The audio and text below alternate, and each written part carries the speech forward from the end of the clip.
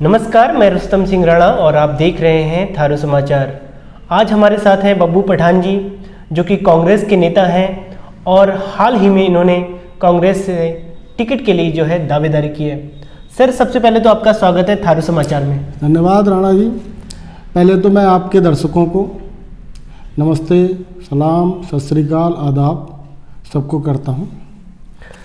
Sir, सबसे पहला सवाल यही है, जनता का जो है, हम जनता का एक तरह से सवाल लेकर आए हैं।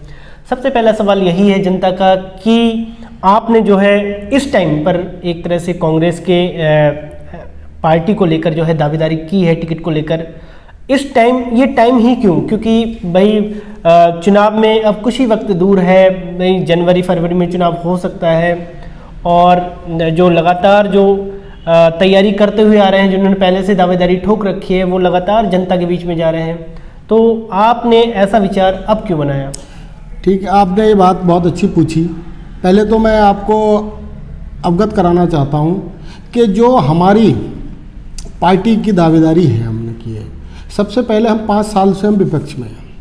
आप ऑन रिकॉर्ड नगर ब्लॉक अध्यक्ष, हमारी कांग्रेस कमेटी का पार्टी अध्यक्ष, नगर अध्यक्ष हूँ पार्टी को, उसमें आप जितनी भी मीटिंग देखें, मेरी 100% नहीं 99% मेरी उपस्थिति है और मेरे उन कार्यक्रमों में मैंने भागीदारी की। दूसरी बात, प्रदेश में भी आप मेरे प्रभारी जी से पूछिए, मेरे प्रदेश अध्यक्ष जी, वहाँ भी मेरी 80-90% उपस्थिति है।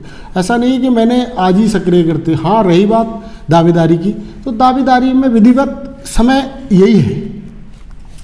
विधिवत जो समय है, जो मैंने विधिवत किया है, तो जो समय है यही है कि पार्टी ने इस टाइम दावेदारी के एक ड्रॉप मंगवाया और हमसे दावेदारी मांगी, तो हमने दी। और रही सक्रियता की, चाहे किसान आंदोलन हो, चाहे सड़क के आंदोलन हो, हम हर आंदोलन में, चाहे मुकदमे लिखा गया हो, देहरादून में मेरे पर सोशल मीडिया पे मुकदमा लिखा गया हमारे परिवार में, मतलब हर तरह से, मतलब हमने हर जगह पर अपनी भागीदारी, जो एक पार्टी जो प्रत्याशी कर सकता है, उसमें पूरी 100% आप चाहे मेरे संगठन के सारे लोगों से पूछेंगे तो यही कहेंगे कि हम लोग कोई भी बब्बू भैया की 100% यहाँ पर उपस्थिति रही है। बिल्कुल, हमने देखा है कि आप किसान आंदोलन में भी लगातार जो है एक तरह से सक्रिय बने रहे। और एक चीज़ मुझे बताइए, आपकी क्या भूमिका रही उस किसान आंदोलन में? क्योंकि कृषि कानून जो है केंद्र सरकार ने वापस ले लिए, जो है एक तरह से किसानों की जीत कही जा रही है, उसमें आपकी क्या भूमिका? मेरी भूमिका, आपने सही पूछा है। मेरी भूमिका देखिए, मैं एक पहली बात बताता हूँ। जो एक सरकार किसान 3 कानून लेकर आई, पहले तो मैं आपको बताऊं, हम राजनीति व्यक्ति से पहले, सबसे पहले हम किसान हैं, फिर हम हिंदुस्तानी हैं। वो किसानों के खिलाफ भी था और हिंदुस्तान के आवाम के खिलाफ भी था।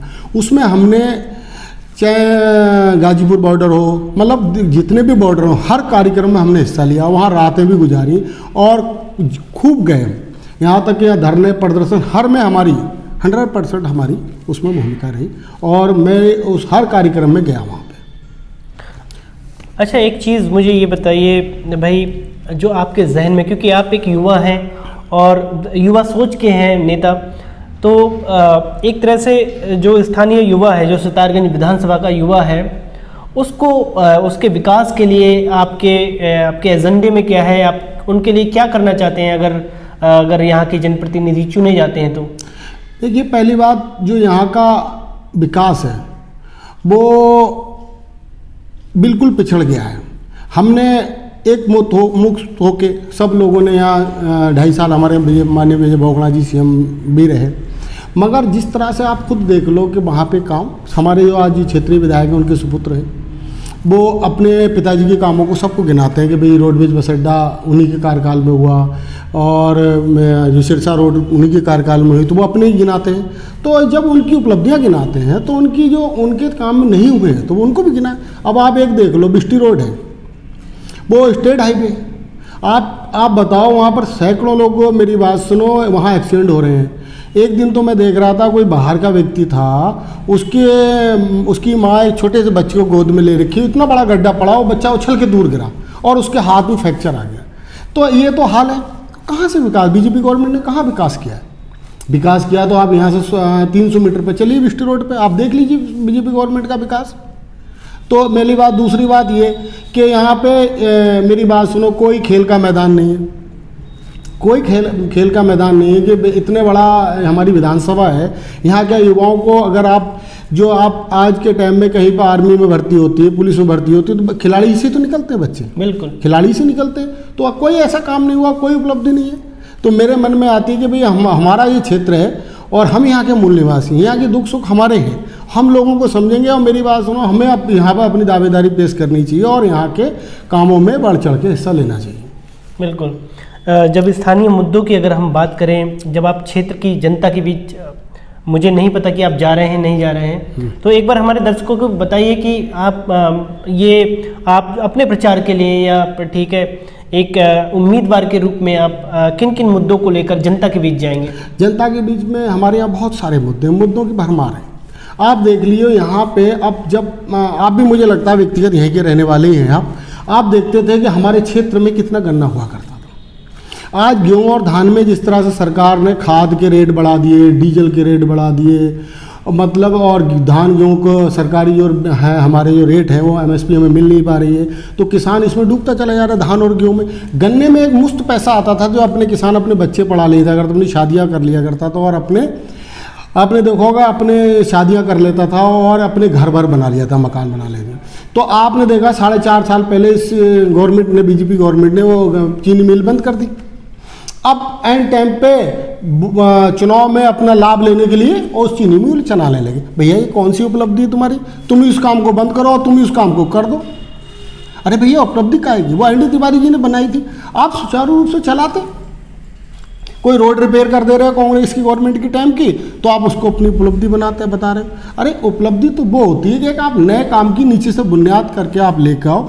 आज इस क्षेत्र में आप गन्ना देख रहे हो, नहीं रहा ना, तो लोग किसान यहाँ का सबसे इसलिए पिछड़ गया क्योंकि गन्ना बोना उसने बंद कर दिया।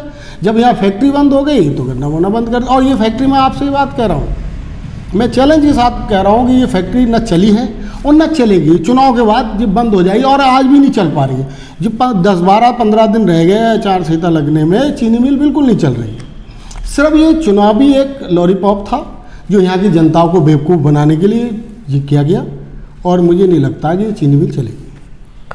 सर, एक अंतिम मेरा ये सवाल रहेगा, जिस तरह से कांग्रेस में इतने सारे दावेदार हैं, आपको क्या लगता है पार्टी आपको क्यों टिकट देगी? देखो, ये एक वजह बताइए। आपने बात सही कही। देखो, हमने इसलिए देगी कि पहली बार कांग्रेस को जो पार्टी है ना, कांग्रेस देखती है कि भाई किसने 5 साल लगातार, ठीक है जी, हम 5 साल लगातार, इससे 5 साल भी पहले भी हम लगातार इस पार्टी के लिए संघर्ष करते आ रहे हैं। दूसरी बात, हमारे काम की भूमिका, मुझे लगता है कि हमारा जो हमने काम किया है उसकी भूमिका देखी जाएगी, हमारी मेहनत देखी जाएगी, हमारे कार्यक्रमों में शामिल होने की हमें देखा जाएगा कि भी इन्होंने कितनी सक्रियता दिखाई, कितनी जनता के मुद्दे उठाए। चाहे कोई भी धरना प्रदर्शन हो, महंगाई के खिलाफ हो, किसान कानून के खिलाफ हो, कोई भी मुद्दा हो, रोडों का हो, जिसने हो, हमने सब में बढ़ चढ़ के हिस्सा लिया। दूसरी बात, एक मैं आज के टाइम में जो हमारा यहाँ सबसे बड़ा समाज, उस समाज से आता हूँ, बहुसंख्यक समाज है वो, उस समाज में आता हूँ। जब बड़ा समाज है तो उसकी समस्याएं भी ज़्यादा ही उसी की होंगी, नेचुरल बात है। पिछली बार मुझे लग रहा है कि शक्ति फार्म से हमारे दूसरे एक समुदाय को दिया गया था और वो किसी वजह से उनका पार्टी वो नहीं लड़ पाई। तो मुझे ऐसा लगता है कि हमारी, क्योंकि आदमी जिस समस्या समाज से होता है उसकी समस्याएं भी ज़्यादा होती हैं।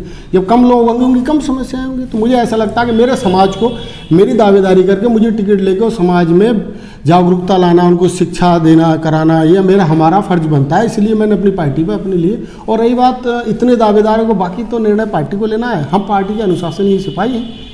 पार्टी जिसको टिकट देगी वो लड़ेगा, वो देखेगी। अच्छा, आप हमारे दर्शकों को क्या संदेश देना चाहेंगे? मैं यही संदेश देना चाहूँगा कि आज जो चुनाव आ गया है, आप देख रहे हो कि आज कल या परसों 2 दिन पहले तहसील का भी शिलान्यास हुआ है, फैक्ट्री का हो गया।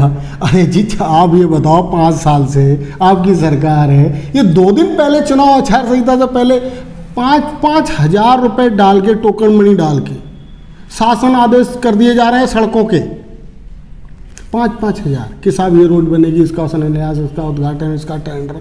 ये मेरी बात सुनो, सब एक तरह से धोखा है, जनता को बेवकूफ़ बनाया जा रहा है। आप कितनी चीज़ों में देख लो, अरे चीनी मिल ऐसे चलती है क्या? मेरी बात, 3 दिन पहले तहसील का उद्घाटन हो रहा है, सरकार कर रही है, बताओ, 3 दिन पहले। अरे मेरी आप आज चुनाव होने वाला है, आचार संहिता, आज मैं देख रहा था जो पोस्टर बैनर लगे हैं ना, वो पोस्टर बैनर आप देख रहे हो कि वो उतारे जा रहे हैं, फ्लैक्सें उतारी जा रही हैं। उससे एक दिन पहले आप प्रचार प्रसार में अपनी ताकत झोंक रहे हो और उद्घाटन कर रहे हो। ये मुझे लग रहा है, मुझे ऐसा लगता है कि ये सब इसमें जनता बेवकूफ़ नहीं बनेगी। सितारगंज की जनता जागरूक हो चुकी है, वो सच्चाई जान चुकी है कि अगर कोई विकास कर सकता है वो सिर्फ एक कांग्रेस पार्टी है, जिसने पहले की सड़कें बनाई थी एनडी तिवारी से लेकर हरीश रावत जी तक, जितनी भी कांग्रेस गवर्नमेंट है उनकी रिपेयर होकर उसकी उपलब्धियाँ गिना रहे हैं। रिपेयर नहीं हो पा रही है बीजेपी गवर्नमेंट से। रिपेयर आप देख लो, बिस्टी रोड उन्होंने तो बनाई थी कांग्रेस ने, आज रिपेयर नहीं हुई 5-7 साल से, 8 साल से। तो मैं ये कहूँगा कि मैं सितारगंज की जनता से मैं ये कहूँगा कि किसी के बहकावे में नहीं आना। ये सब झूठ का पुलंदा है, ये तहसील, ये सब बेकार की बातें हैं, कोई बात नहीं है। ये सब बिल्कुल चुनावी 2 दिन 3 दिन 4 दिन 10 दिन पहले के ये सब ये लॉलीपॉप है जनता को बेवकूफ़ बनाने की। इसमें जनता किसी भी कीमत पे अब आने वाली नहीं है, और यहाँ से क्षेत्र का विधायक भी कांग्रेस का जीतेगा और सरकार भी उत्तराखंड से कांग्रेस की बनेगी। तो आपने सुना बब्बू पठान जी को, जिन्होंने अपने विचार हमारे चैनल के माध्यम से रखा। आप निर्णय लीजिए, आपका नेता कौन होगा, आप किसे वोट करना चाहेंगे, किसे आप चुनावी जो है एक जीत का सेहरा पहनाना चाहेंगे।